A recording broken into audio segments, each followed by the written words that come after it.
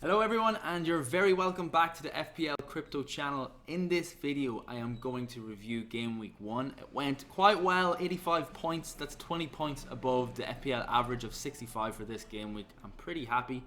After which I'm going to look at my Game Week 2 watch list. So if you don't know what a watch list is, basically it's a built-in little tool that you have on Fantasy Premier League website. So when you go into a player's information, at the very bottom you'll see this button called Add to Watch List, and it gives you a chance to put aside some players that you're interested in. Maybe you saw them playing at the weekend and you liked what you saw, or you've been looking at statistics, player form, fixtures, whatever, and you want to keep an eye on a player. You don't quite trust them in terms of bringing them into your FPL team yet, but you're thinking you have to look out for them in the next couple of game weeks to see how they perform. So this is a nice little tool that we can use to compile and track players that we think will be doing well coming up for the next few matches. So this is what I'm going to do. First of all, I'm going to look at all my players and look at how they've performed individually. So starting at the back, Pope did really well. He got his clean sheet and a bonus point on top of one save point. Next up, he has Arsenal away. That is a tough fixture. I knew it was coming. He's got Liverpool home in game week 4 too, but hopefully he can get some save points in the bag against Arsenal. I'm not expecting a clean sheet. A clean sheet would be great, but unfortunately the option I took was set and forget 4.5 goalkeeper for the opening game weeks. Next then in line, you've got Lucas Digne. He got his clean sheet with Everton. Everton failed to register any attacking returns going forward, but he did look dangerous. Digne, he had a shot and he set up a couple of big chances too, so I'm happy enough to keep him in there for another week. 6 points, can't argue with it. At the back then, a double of Van Dijk and Robbo in defence for Liverpool. Unfortunately they conceded. Alisson went off injured too, so anybody who took Alisson in they're kind of stuck with having to, well, maybe get rid of him because he's 5.5 and you need a set and forget 5.5. so yeah, that kind of affected then Liverpool defensively weakened after that, so they did concede a lot of chances. So I was a little bit worried at the fact that they were a little bit leaky. Norwich got through them quite a bit and Pukki performed well, but Van Dijk got his goal. That goal was assisted by Salah, and Salah also returned a goal. So captaincy, 12 points, I'm happy with that.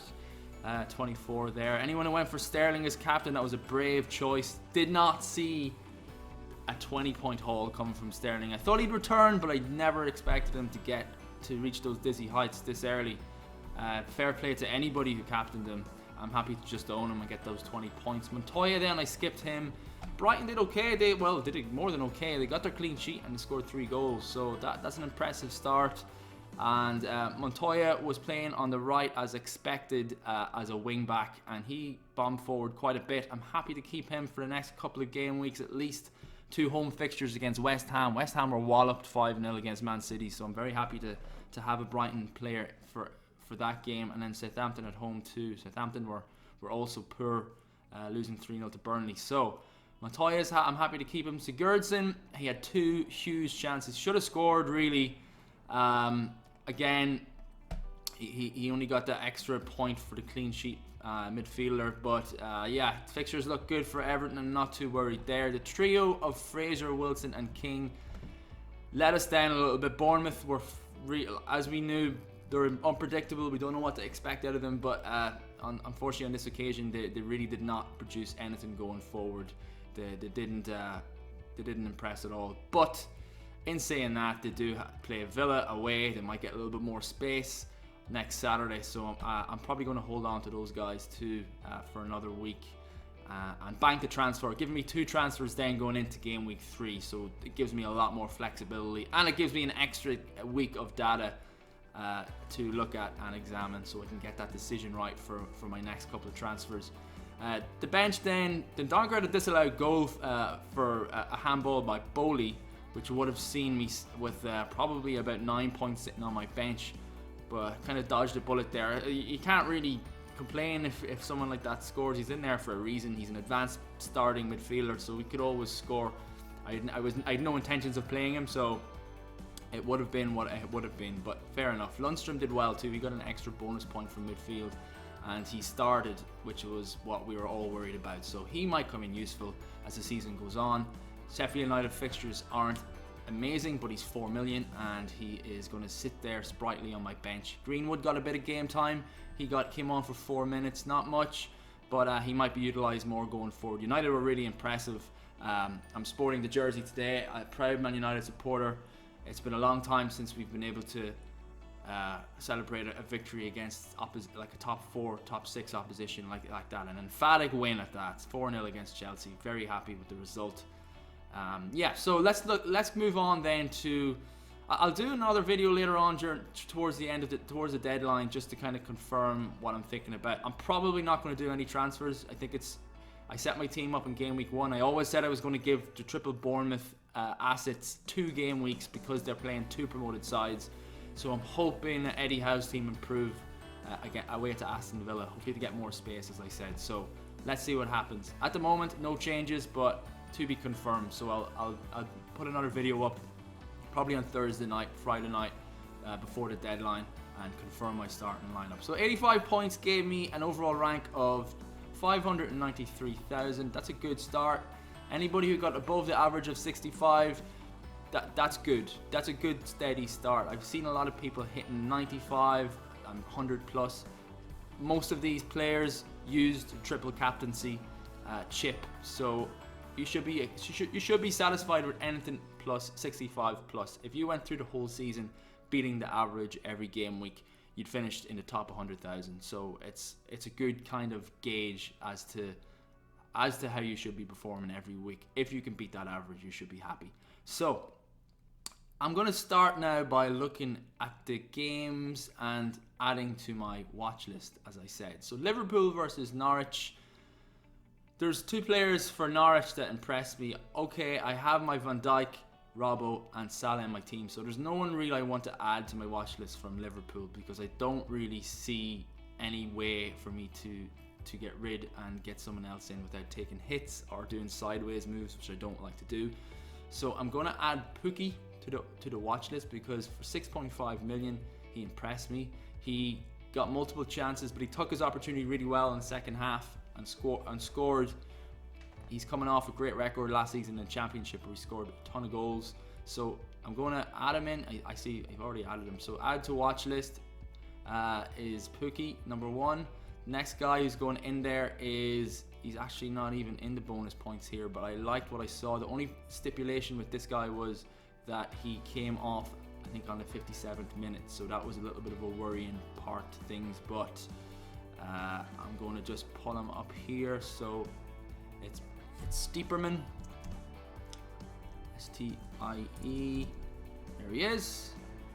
So he had 3 shots, 3 attempts, 2 inside the box. He really should have scored. As I said, he came off on the 57th minute, which wasn't ideal, but he's 5.5 million, and a 5.5 million defender might be, or midfielder might be an option for me. It might be something I'll be looking to do, especially if the likes of Fraser in there for 7, or Sigurdsson. It's a big upgrade for maybe another midfielder. Like if I got rid of Fraser for a 5.5, I could potentially get a De Bruyne in here for a 9.5. So it's good to track 5.5, different price ranges, to give yourself more options and more flexibility when you have those transfers in the bag, which I will have going into game week 3, most likely. The next fixture we had, game week 1, was Man City against West Ham. Well, Man City just mauled them. They just opened them up very easily. And I have Sterling already. I'm short really when it comes to attacking assets with Man City. I'm going to add Kevin De Bruyne to the watch list, because I kind of was toying with the idea of bringing Kevin De Bruyne in. De Bruyne, where are you? There he is.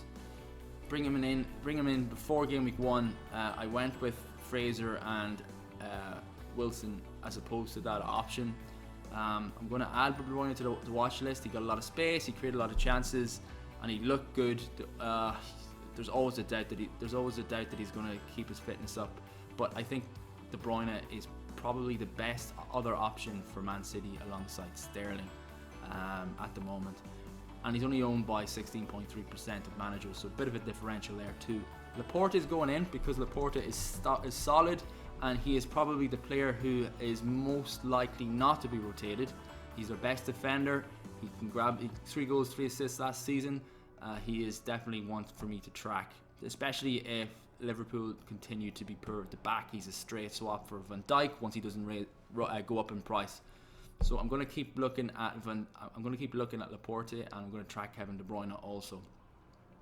Next fixture we look at is the Bournemouth Sheffield United. As you know, Bournemouth didn't impress at all going forward. Wilson grabbed an assist for me, which was fine, but they didn't really have that many attempts on target, and creativity wise they were lacking, which was a big surprise for me. They had a good pre-season and they do have a decent squad, probably the best squad they've had in years.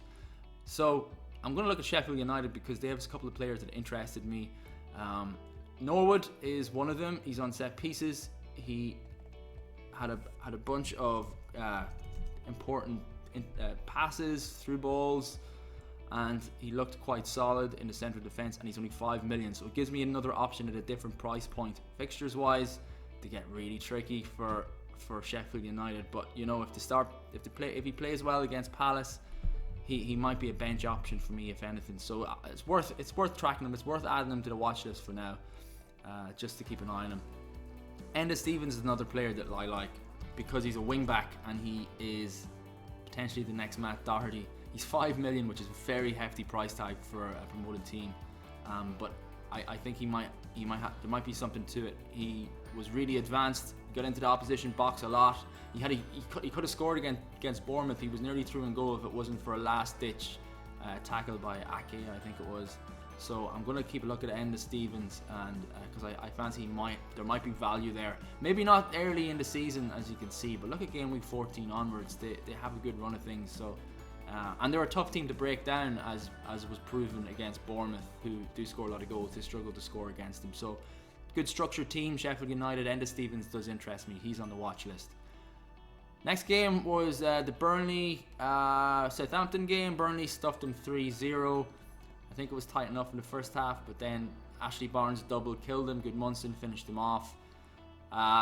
So who can I add from here? I mean, Barnes and Wood are both going into my watch list because at 6.5, I have a Josh King on my team, but I could easily replace him with the likes of Ashley Barnes, who got his double. I'm going to add him to the watch list. 6.5 million, owned by 2.4%, and his playing partner Wood, because Wood performs just as well as him. You saw last season, 10 goals, 3 assists for Chris Wood. He didn't get anything. He had no joy against Southampton, but it could easily have been him grabbing the 2 goals. So he has to go onto the watch list too. I'll have to keep an eye on both of them guys. From that game too, I think I'm going to add in Nathan Redmond. Redmond looked like the busiest player for Southampton. He's 6.5, also gives me other options at that price level, so I'm going to add him in. He was busy, as I said. He had a few shots, and he looked probably the most dangerous player. He's going to go onto the watch list for now. Every week I'll add and remove players as I see fit, as I kind of monitor them during the game week. So that's Burnley and Southampton done. I'm going to look at Palace then. They played Everton. I already have 2 Everton players, so I'm not really interested in examining any more of their assets. I know they have Moise Keane, Richarlison, who are yet to kind of impress or kind of put their impact on FPL this year, but you never know what will happen. Meyer is the player that I'm going to add to my watch list. He had 3 shots inside the box, probably should have scored, and he got into really good position, so I'm going to add him in. And again, he's at 5.5. It's a price point that I like because it frees up a lot of options for me. So Meyer is in on the watch list. Next game was Watford against Brighton. I think Maupay is going to go on the watch list because of the fact that he only played 26 minutes, but he grabbed his goal. He's their Brentford record signing from Brentford, and the whole controversy, the whole kind of 50-50 coin toss was, does he start ahead of Murray? Murray ended up getting the nod in this game, but he did come on and he impressed. So this could spell the end for Glenn Murray as a reliable FPL asset for Brighton. It could be Neil Maupay, the man that we look at from now on. I'm going to have to watch him because of the fixtures. West Ham at home next. If he starts and he scores again, he is seriously in contention to take maybe my Josh King space going into game week 3. Because if you look at game week 3, Bournemouth are going to be hitting up Man City, and there's no way I'm bringing 3 Bournemouth assets into that game. So one of my free transfers will definitely be used to shift one of those guys. So Mopé is the only player that's going in from that game. Watford did not impress at all. Delafeu was hyped at half time. They played only 45 minutes. What a big disappointment. He was one I was thinking about getting in, and I'm glad I dodged that bullet. Spurs against Villa next. Kane has to go on the watch list because he's just been ruthless. He looked like he was going to blank, and all of a sudden he pops up with 2 goals and a full bonus. So I'm going to have to add him in. He's a dangerous player, and you can never not consider getting him in, because when he gets into his groove, he's unstoppable from an FPL perspective, as he's proven throughout the years. So 11 million too. His price is probably going to go up pretty soon. He's at 30% ownership now, and I expect that to rise. The only thing that might inhibit that rise is the fact that he's playing Man City next in game week 2. But beyond that, then fixtures look good. So Kane's in on the watch list, and I'm going to add in Tom Heaton as well, because he was really excellent. He pulled off some amazing saves. This guy's a great goalkeeper, great shot stopper. Again, proven it throughout the years. He's added to the watch list because I'm happy with Nick Pope, but if anything happens to him, it's a straight swap for Tom Heaton, provided that he continues to perform and play well as he did in game week 1. So for the Leicester game then, I said before game week 1 I wasn't too sure about Leicester. I didn't know what way to go with their assets. They have a lot of options on the table, and it turned out that they blanked in the first game week. They had a tough fixture, in fairness. Wolves were stubborn, and Wolves probably should have won the game. Jota had a great opportunity to score and seemed to just trip over the ball. But I'm still in a dilemma between the 3 guys, Tielemans, Perez and Maddison. I don't know who to choose from them. I have some stats just written down here. Tielemans had 6 penalty area touches and 2 shots in this game, which was probably the most impressive out of the lot of them. Perez did very little. He had 5 penalty area touches but just the 1 shot. And Maddison had 4 shots, and that was the most, well, it was the most shots, but he had only 1 penalty area touch, which you can kind of assume Maddison will always have. He tends to be like a provider, a crosser, doesn't tend to get into the box as much as the other 2 and make those forward runs. But Jota was also a player that I need to add to this list, so I'm going to go in and just pull out Tielemans first. I can't type, pardon, I still can't type, I forgot the T, T-I-E-L, Tielemans, there he is. So Tielemans is going on the watch list, going to have to keep an eye on him. Perez is still one that needs to be debated. I'm going to add him in, 6.5 also. And then for the extra 0.5 million, you could go Maddison. And I definitely think that Leicester will come good eventually this season. Just a little bit of time maybe needed. And their fixtures kind of brighten up a little bit after Chelsea next. They have two decent games. So definitely ones to watch. Jota's going to go in there because Jota, the fact is that he seems to be the most advanced out of Jimenez and himself, and he's going to start every week. They do have a good partnership up front. Wolves, fixture-wise, it's hard, really, to be honest. It's going to be hard. They have Burnley at home sandwiched in between 3 tough games. So, yeah, I'll wait and see. I'll see how he performs. He might be an option instead of Josh King at 6.5 million. One to monitor. Moving on to Arsenal then. The Arsenal game, we had a single return from Aubameyang, which was they looked pretty anonymous in the first half, didn't create that many chances, but Aub got it, and he's going to go onto my watch list for that reason. I think he might be a nice differential captaincy option for game week 2 if you own him. If you have Salah and Sterling, I think they're better opportunities they're safer opportunities to score points. But at 27.5%, Aub cannot be written off in game week 2. He's on the watch list, and I'm going to keep an eye on him. It would take a major reshuffle of my team to get a premium striker in as I'm set up, but I can't rule it out. If Kane and Aub take off, then I might need to go on there when they're hot, before they rise in price and they're out of my price bracket. Another player that's going to go in there is Maitland-Niles. He's 5 million and he's very lowly owned, but he really did impress me playing up on the right. He set up the goal, he got the assist for Aubameyang with a nice cross through ball. Picked him out really well, so he's going to go onto the watch list at 5 million. Arsenal are going to, well, if David Luiz coming in and if Tierney to come back, to come back from injury and make his debut, so they might be a little bit stronger at the back.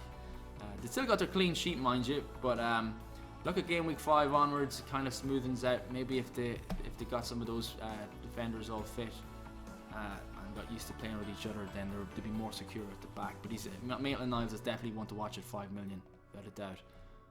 The next game then was, well, the final game of the week was United against Chelsea. What a win for Man United. Really happy with it as a supporter. I did think they ruled their luck in the first half. Chelsea had plenty of opportunities, created a lot of chances. Tammy Abraham hit the post. I think Emerson hit the post too. And it's actually the latter there, Emerson, that I'm going to add to my watch list, because I thought he was really impressive in terms of getting forward and taking. I think he had 4 shots in total, which is the most out of any defender last game week. So Emerson is going on the watch list at 5.5 million. Really dodgy in defence, Chelsea, and that was mainly down to Zuma's mistakes. He just did not look too comfortable, as he never does really in a Chelsea shirt. He had a great season with Everton last year, but he struggled for the first game. I would say that Christensen is the guy who's going to be more reliable as a defender, and he's 5 million also. So I'm going to add him to the watch list actually, because I do like Chelsea's fixtures. I know they didn't play well against United, conceded 4 goals, but they kind of fell apart in the second half, and it could have been a lot closer. So with this fixture run, I have to consider a Chelsea defender and give them a chance. It's a wait and see how they perform against Leicester at home next, but I'm definitely not going to write them off, because they offer great value and they are essentially a top 4 team. So onto the watch list goes Christensen. I'm also going to add in Barkley. The reason I'll add Barkley is because he did seem to be playing in that hole behind 2 strikers, well, Tammy Abraham and Co. He moved around a lot. He kind of zipped between the left wing and the right wing. Played a lot of key passes too, so I have to watch him. It remains to be seen whether he holds that place. Pulisic didn't start. He kind of came off in the 57th minute, which is never good. He never even got his full 2 points for appearances. So definitely dodgy, but I'm not going to write him off at 6 million, because he could become a great cheap asset for Chelsea for this season if he gets more minutes and he continues to keep his place in the team. 2 big ifs. That's why he's only on the watch list, and I'm going to check him out because the fixtures are tasty for Chelsea, as we all know. United then, the only player from United that I really kind of would have ability to put into my team without ripping it apart is Anthony Martial, and he looks like he's going to be the number 9. He's going to be in there to get goals. He's on the watch. He had a great season last season, even though he didn't appear in too many games. Like he probably had half the minutes of a 38 game weeker. So he still got 10 goals and 4 assists, and he's playing in that out of position role. He's a classified midfielder, so he gets that extra point for a goal, and he seems to be heading the line. He kind of rotates with Rashford to move in and out of position on that right wing, and Martial moves on the left or right and in the centre. He spent most of the game in the centre as a central point of attack up front furthest forward, so that kind of impressed me. And he got a poacher's goal too, which was nice. It was pretty much a tap. It was a close range goal, which is always great when players score those kind of goals. You're thinking, yes, if they're getting into those positions, then there's more goals to be had definitely going forward. So Martial is on the watch list. So let's take a look at my watch list now. So once you add them all in, if you just go into your player view and choose watch list, that's going to take off that there. It'll pull up all the players that you've added so that you can just have a quick look at them. And what I'll do is next game week, when I'm checking out match of the day or watching some highlights of the games, hopefully I get to watch your live game too, I'll be monitoring all these players to see how they perform from an FPL perspective, but also from the eye test. So if they look like they have the potential to score some points going forward, they'll remain on the watch list. If things turn me off in terms of minutes played, positioning, statistics, general performance, general play, state of play, then I'll remove them from the watch list. So it's a big hefty list at the moment. It's because I have so many options. It's early in the season, and there's potential wildcards coming up. I can hit that wildcard at any moment and totally reshuffle my team if I'm not happy with their performance. So it's good to have a bigger watch list at the start of the season, and you'll have to narrow it down as the season progresses. There'll be a lot of duds in there that just will not will look good on paper, but will never perform in terms of returning FPL points.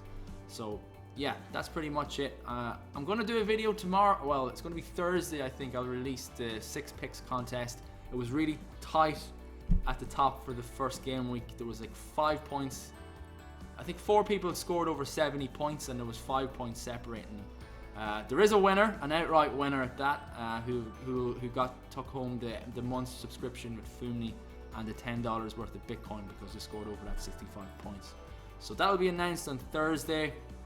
As I said, I'll do another final team draft, like game week team selection for game week 2. I'll do that. I'll release that probably Friday night, just before the deadline on Saturday, so you can follow me and kind of track my movements and thoughts before game week 2 kicks off. I hope you guys did well this week. As I said, don't get too downhearted if you didn't hit the dizzy heights that a lot of managers hit. You should be happy with anything over 65 points, to be honest. You're still in the game. Remember that next game week, whatever you score, your average would be will be divided by 2 the score from game week 1 and game week 2. So it's a 38 game week competition, and we're so early. You'll have low points and high points. You should celebrate the high points, but just do not get too disheartened about the low points, because by law of averages, it'll all work out in the end. If you keep making good decisions, good kind of well thought out decisions, then you can justify not having a good week, because it's all about the decision at the end of the day. So that's it. Hopefully you guys all did well and had a good start, and stay tuned. I'll stick another video up very soon. Take care.